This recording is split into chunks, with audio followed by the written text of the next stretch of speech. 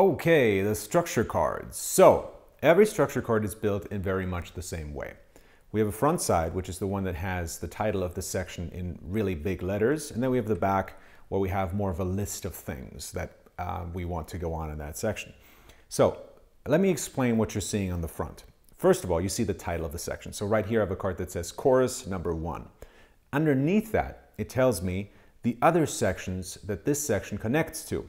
So this one here says verse 1, post-chorus, double chorus, or instrumental. Now I have other cards for that as well. What I can do with these cards, this is kind of like the overarching deck, the one that you can put out at the beginning of your songwriting creation, and then this will help you figure out which exercises from the other decks you might be able to use to come up with the ideas for these very sections. So what you want to do is you want to start with a card that has an arrow like this in the upper left corner, okay? Because that's one of the start cards. There's also cards like, for example, the outro or ending card that have a stop sign or a pause symbol. Those simply mean that's endings for your song. So you want to start with one of these with an arrow, put that in front of you, put that somewhere on a table or stick it up on your wall, you know, using a little bit of sticky tape or something like that. And then you look at one of the connecting sections. So for example, I might look at verse 1. So I'm going to follow this card up by verse 1. I'm going to stick the verse 1 card right next to it. And verse 1 is going to tell me again a couple of sections that it connects to. For example, pre-chorus. So I might put pre-chorus card next to that. Pre-chorus connects to the chorus. So I'm going to build my section like that. That's the first thing I want to do.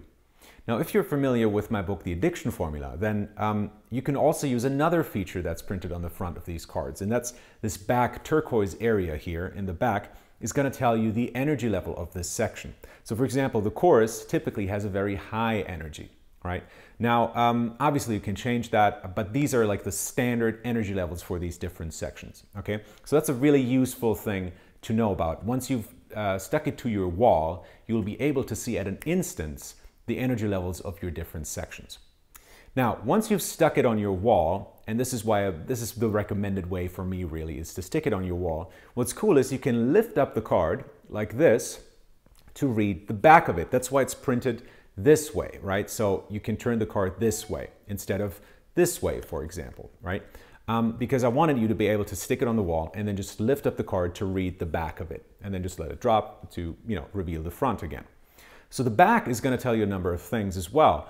It's going to tell you, really the main thing is it's going to tell you the important considerations when writing this section.